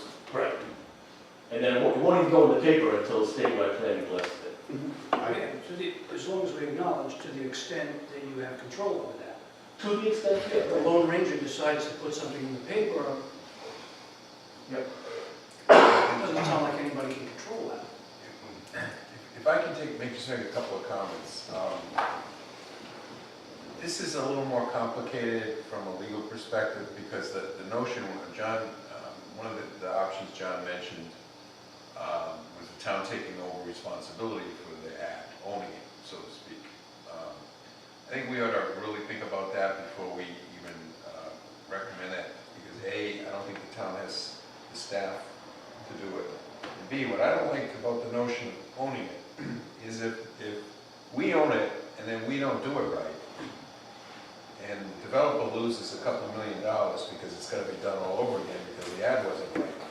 I don't want the town buying that liability. That's what own it means to me. No, I think coming up with guidelines and the things that Jim and John also suggested are good things to talk about and better. I'd be more comfortable doing that. But I know, because I work pretty closely with Jim and Sean on some of these advertising issues. We found one for a large solar project, an ad that I think it was already in the paper, or it was going to go in the next day, or it was a last minute thing. And it had a whole bunch of assessors, plats, and lot numbers on it. Did not say what road it was on, or even near. And I looked at this because I look at ads for like Open Meetings Act compliance. And the basic concept of that, which I like, and because I at least understand it, is that the idea is to put the public on notice of what you're going to do. And if you've got an ad with 15 assessor plat and lot numbers, it doesn't say what street it's on, unless you've got an assessor's map hanging on the wall in your kitchen, you have no clue where it's going to be. And that's an actual anecdotal thing that Jim and I saw. We just said to the developer, we're not even going to put it on the agenda. Because this ad on its face is no good. Now, I don't know if statewide planning thinks about that, but it was just like, sometimes you've got to step back from the minutia and the regulations and say, wait a minute, does this fairly tell the people where this is? And if it doesn't, and if only the 200-foot abutters get it, I don't think that's right. But is there a mechanism by which, without taking control of the ad, it can be, the developer can't go forward with an ad until Jim has at least had the opportunity to look at it? Well, I think they shouldn't, and if they do so, they do so at their own risk, because I think at the town's level, once they get the application, say, here's the ad, we can look, if they've done it without consulting with us first, or Jim sending it to statewide planning first, if that's what the policy is going to be. If they've already submitted it, paid their fee, asked it to go on the next agenda, and if we look at the ad and say, no, this doesn't cut it, don't put it on the agenda. Now you've got all these statutes that have all these time requirements and all this stuff. I mean, this is a really complicated thing, and I'd like to keep as much of the responsibility, just give the guidelines, along the lines both John and Jude suggested, give the guidelines to the developer, encourage them to submit it, but don't own it, and if they mess it up, that's their problem. Well, I don't think we have to own it, especially if I get a copy of that ad, I give it to statewide planning, Mr. Nelson says, yeah, that looks pretty good, Jim.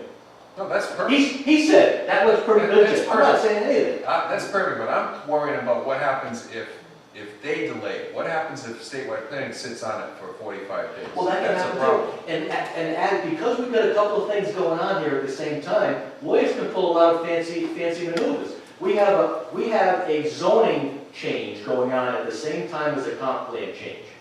Now, they have different requirements. A zone change request, we have to get something back to the town council within 30 days according to statute, okay?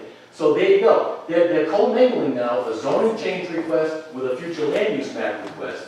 They both have a little bit of uniqueness to them, right? Well, comp plan doesn't have the timeline on it that the zoning does. Now, they can waive it, sure, but until they actually waive it, they could hold us to that too, say, you know, hey, I didn't have my hearing fast enough. So, not that they would, because they might not get their approval anyway, but I'm just saying that there's two things. Kevin put it very, very precisely. This is complicated stuff that we're doing here. It's very detailed, it's very precise, and there are multiple points along the way where you could follow up And the applicant would be on all over you like you wouldn't believe, because they're watching it close. And everybody's watching it close, the public is watching these things close, we're getting watched by everybody, okay? So we have to be very careful how we handle these things. And, like I say, the really best way to do this stuff, the applicants wouldn't like it, but you know what? We're only gonna entertain a future land use map change to begin with. Forget your zoning map change. We're gonna go to the planning board and we're gonna see if the planning board is amenable to changing that future land use map, period. Just like I tried to do today with this guy trying to commingle two different things together. You know something? Maybe we should think about stop entertaining these things simultaneously.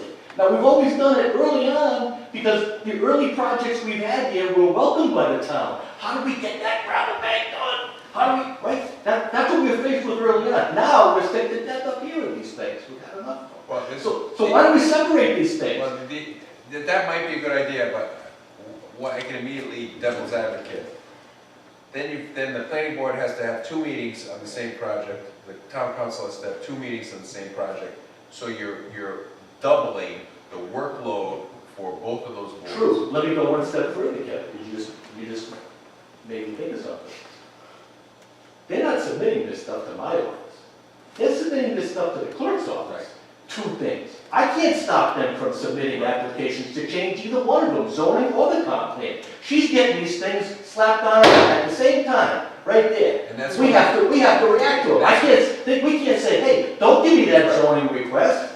That's right, because that's when the clock starts ticking on these processing requirements that are in the statutes. Yeah. As soon as it's filed with the clerk's office. And this is, a small town. One of the clerks is sick that day or on vacation. It sits there for a couple of extra days, and then it gets shipped over to Jim, and Jim looks at it and says, holy cow. I have enough trouble with the time frame that we're under. Now, Lisa's great. As soon as she gets it, she gives it to my office. Right. Okay? As soon as I'm looking at the calendar for the next planning board meeting, I'm trying to figure out how to get those 2 things on the next planning board agenda. And then I'm working with applicants to prepare their ads. I mean, I have other things to do than worry about somebody's solar. They have their own planners that they hire. They reel in 12 experts here. Let them earn their money. I work for the town of Hopkinton. I don't work for these solar developers. So I have a limited liability here too. I understand. The thing that I heard that struck me most was alerting the public to what's going on. And with the current process in place, I just don't see it. As long as an applicant has the latitude to just fire off whatever they want, be it right or be it wrong, the public is not served as well as it should be.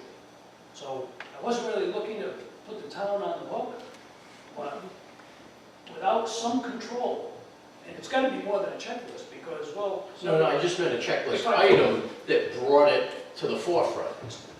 You have to submit this by a certain date and time in the process, and then to give Jim enough time to look at it, send it to statewide plan and get back. There has to be a notification to the applicant. That was my only point on the checklist. How hard would it be to add it to the website so you don't have to click like 5 things? You gotta go, you gotta scroll down, and you gotta click there, and you gotta do the agenda. I mean, would there be a way to make it more visible on the opening page? Even the agenda doesn't. Right. It took me a long time to learn how to read this agenda. Right. I don't know what Navy is. Right. But you know what I mean? Because we have a website, we have some of this technology. And if really we're talking about the ability, I know some of us don't go and look. I actually do go to the town of Hopkinton website. But I think, would there be a way just to give more notice? Getting to Al's point, you want the average people in the town to have this get in front of them somehow. My neighbors don't go on the website and go, geez, let's see if there's anything going on in But my mine neighborhood do, tonight. and so that's just it. Well, I know. But So I agree, newspapers, I used to read the Western Sun every night. I haven't read it in 4 years now. Right. But you would sign up for an automatic email to generate to you. Oh, that's You would interesting. get it- You would get it to But I the mean, inbox, and then you Even would that, look some at it and people don't watch check it. their emails all the time. Well, that's. Some people don't have sign up, emails. they could opt in for it. Yeah, Yeah, yeah, I don't know, it's an yeah. interesting, it's an interesting thing though. I mean, how do you allow for a broader section of Hopkinton to know? And can I add one more to that? I'm not good at reading laws, so I've gone through the state's planning documents, and one of the requirements is that towns come up with an electronic notification system. As far as I can tell, unless you're counting the little box on the website, we don't have that. And so, Well, Bill McGarry sometimes gives me a call, an automated voice message when it's time. But that being said. but if we're required to have an electronic notification system, whether that's a listserv or a robo-dialer or, a leaky light somewhere, I don't know what that means, but we don't have that. And That wouldn't be appropriate for these types of applications. Any more than, how does the planning, let me ask this, But it says. how does the planning board like to get emails from members of the public? A great number of emails from members of the public. Do you like that? Because I can maybe ramp them up and get, maybe encourage them to get some more. I think that's a separate issue. I don't mind those, but I think, so the state planning says that you have to have, for every zone change, there has to be an electronic notification system. John, I believe there is something called an electronic registry list that's maintained by the clerk's office that certain notifications do go out to people that have decided to put on that list. When we change our regulations, okay, if we're gonna amend our subdivision regulations or zoning and stuff like that, yes. And we have a list, a registry of people that are on there, so that when we make certain changes to our regulations in town, they're supposed to get electronically notified of that, yes. But it doesn't apply to your average applications that are on the agenda. Gotcha. Well, a system like this, I guess, and I'll stop, is we don't need to own necessarily the advertisements that appear in the newspaper, whether or not there's a map, but we can take ownership of how we present our agendas. And I recognize that we're a small town with limited resources, but I'm delighted to learn that the town manager recently has an assistant, so perhaps we have a little extra bandwidth in town to kind of help with sort of the notification process. And if it's just, I don't know what it looks like, I'm happy to offer all the feedback that I have. I work in communications, electronic communications specifically. So I'd be happy to weigh in and help, but I agree that when we have a system where the applicant can put out a message that nobody understands and it gets approved anyway, and that's fine, just, try to do better. I think we're doing a disservice to the people who live here.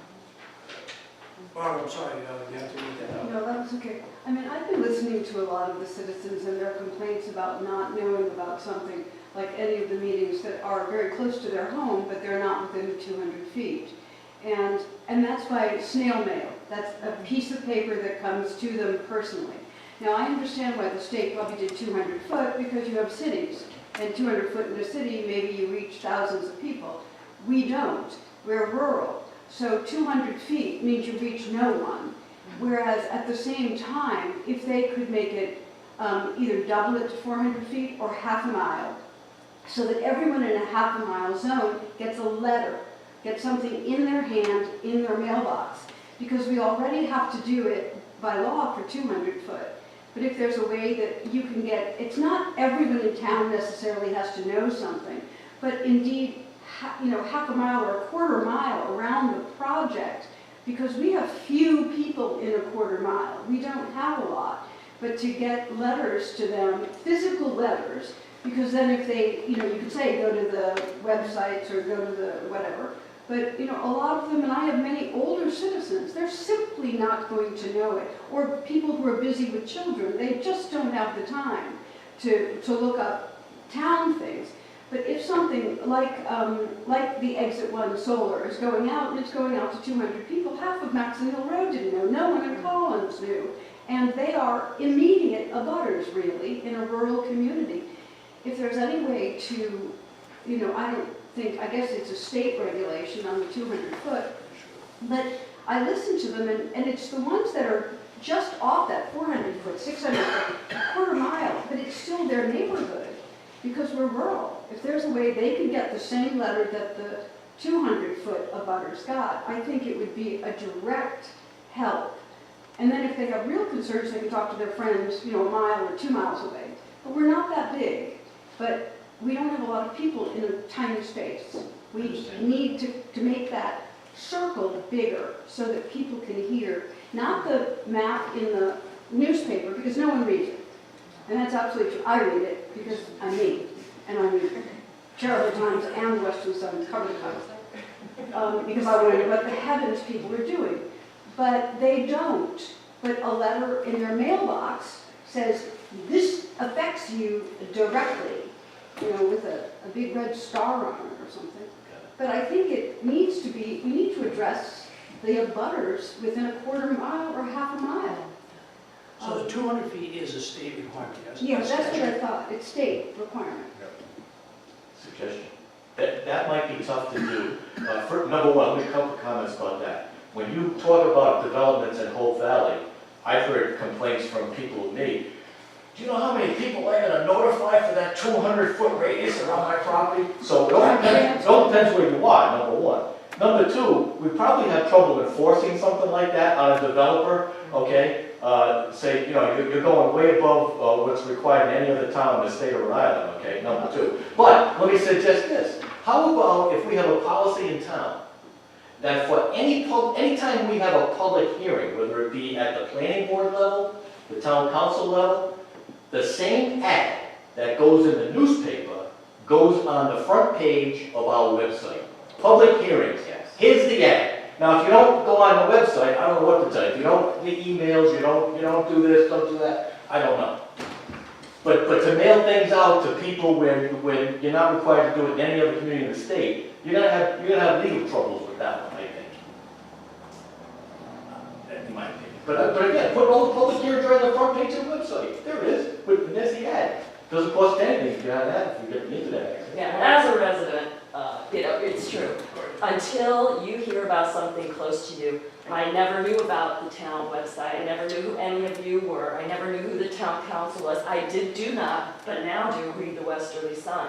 And every week, somebody new comes up to me and says, what is, like with the solar, what is this petition? I don't know anything about what's going on in town. And, you know, people are upset and they don't, you know, now I try to educate them on all these things to do, and it's just not going to happen in people's lives. So let me query you. You weren't checking the website. Right. You Somebody, we're going to the police station to look at this. So I don't even know where the ads are to name them now that I'm involved. What would have been the vehicle that would have gotten to you? Right. What? Well, I Would it have found been the mail? absolutely the mail would work. But the way I initially found out was someone on the Conservation Commission posted something on her Facebook page and alerted me to what was occurring. And then someone else in my neighborhood found out on Twitter. My wife found something out and that's it. But a lot of people won't do that, I know. A lot of people. See, this is a town-wide issue now. See, she found out by neighbors and word of mouth and stuff like that, because this particular solar issue is now a town-wide issue. This is a big issue.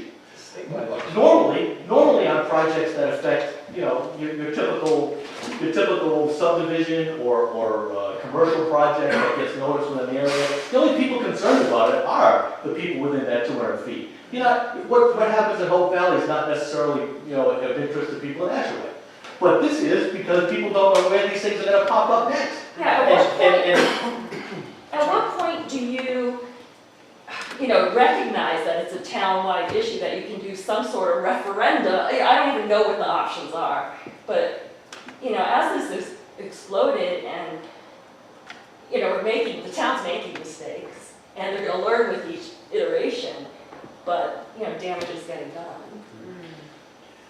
In good comment, Jim, I would add that, so I'm aware of the Facebook and Twitter activity, and what the town is going to risk is that citizens who may have a particular bias will start communicating on behalf of the town, or Right, rather will continue understood. to. Yeah, And I that's don't, gonna generate more of yeah, I'm not those advocating those as a No, no, platform. I'm the Twitter guy, so, and Yeah. Deb is my colleague on Facebook, so I'm the one doing it now, and I'm trying to be positive, but it takes a lot of restraint and a lot of patience for me to not say some really nasty things about people, because I'm not Right.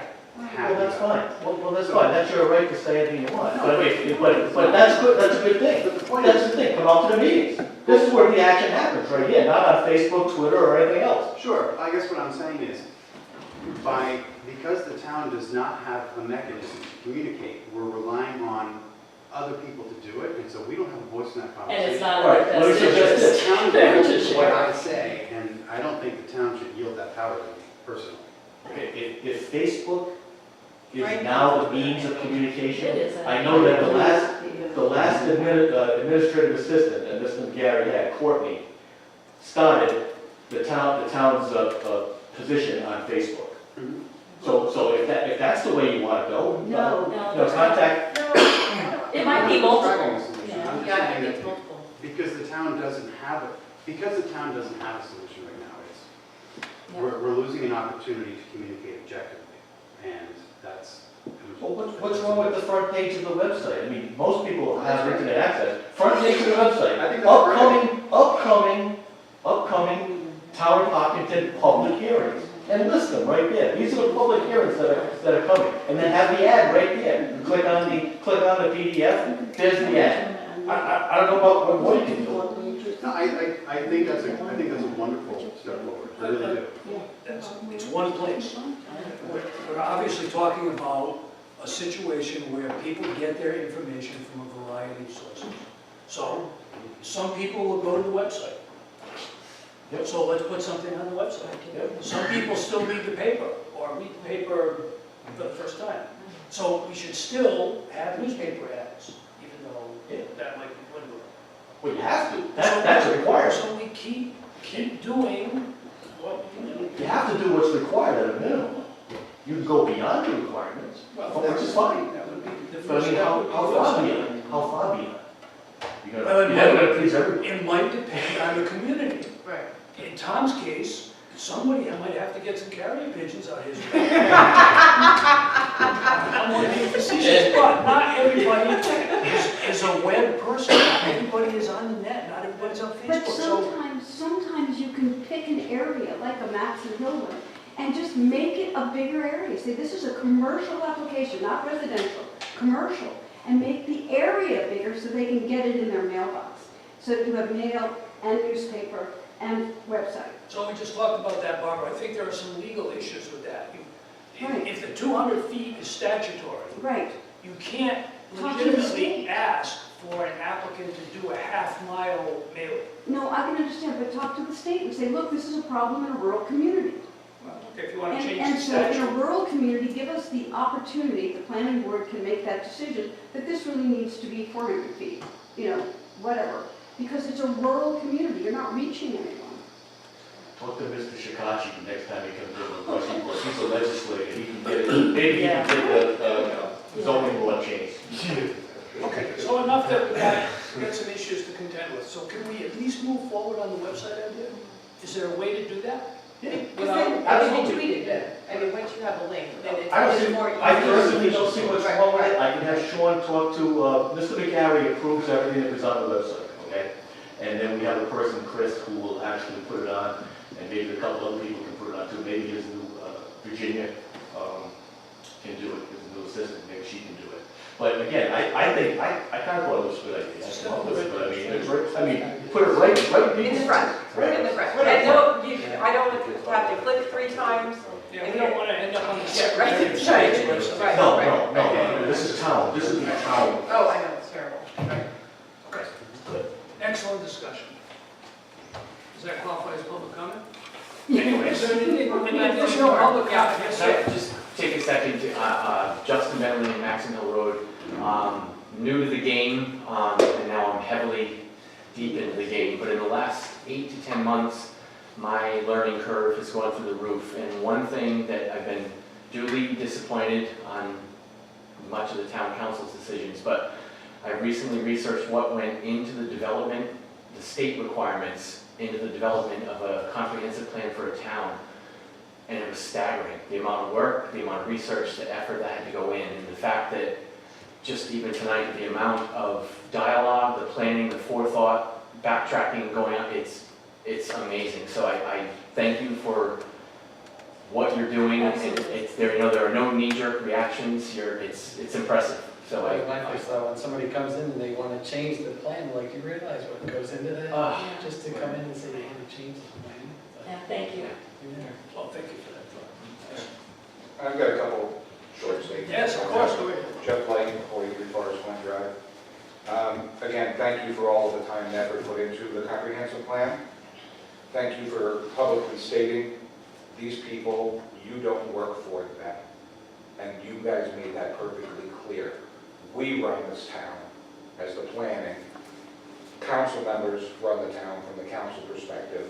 There's a budgetary process, but we're not going to cater to these lawyers based on what they want to do on their time frame. So thank you for that, okay?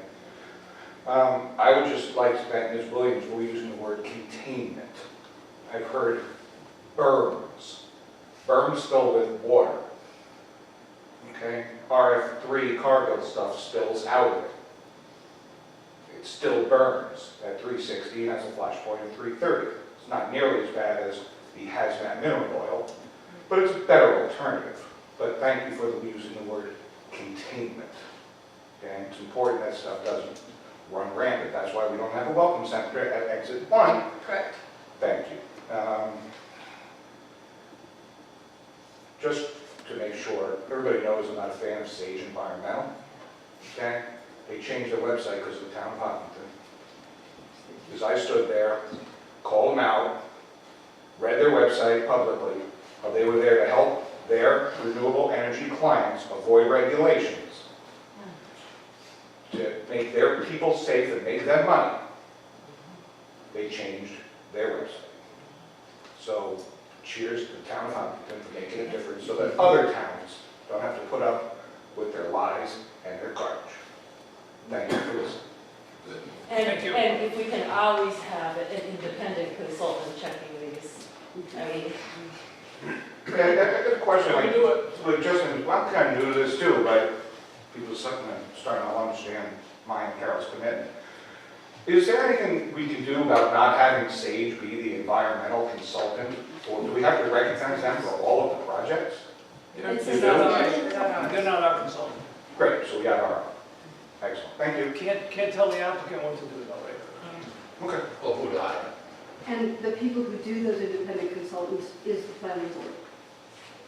The council doesn't do it. Planning board. They decide who are. Absolutely. Okay, great, thank They you. have complete control over that. Thank you. Actually, we don't decide. Those have to be vetted. We have to have the low-cost bidder done through the town. So we use the town-approved consultants. So we don't have carte blanche. So we're in our, sorry, I didn't mean to. No, that's right. Speaking as a bidding, Spoke at the same time. since the bidding came up twice with the mill spec, and you just mentioned to Kevin, the solicitor, about bidding, I don't know if this is the right form. If it's not, let me know. But I understand there's a tree council, and we're talking about 800 trees, and I believe it was at this meeting last month where the two gentlemen were here telling us about that. Is this the right form to best understand the process on how that bid gets awarded? Is that this committee's decision? Is it the town council? It's the town council's? I think it's going to go through the budget process. Is that for the dead trees? Yeah, the 800 hazardous trees with Yeah, disease. there's a tree committee that will be taking a look at it because it's going to be a multi-year process and it goes through our budget process. There's a lot that has been written. Bill McGarry has the minutes from that meeting. Okay. And there's a lot of information on that. Thank you, Bob. But yeah. Thank you. Thank you all. Just to more, I guess I'd say shore up what you said about how other towns are doing stuff and throughout the country, community, states, when are doing stuff. Hopkinton right now is in a position to be in the lead. It won't be long with what this board is doing and what the town council is doing, where people are going to say, well, let's follow what Hopkinton did. We're at the forefront. We're the leaders, we're not the followers. It's great news. It's not our first rodeo. Stephen Hopkins would be proud. Let's hope. Okay, next item on the agenda is the date of the next meeting, January 2nd. Everybody okay with that? There's nothing else that needs to come before us. I'll entertain a motion to adjourn. I have a motion, I have a second. Any further discussion?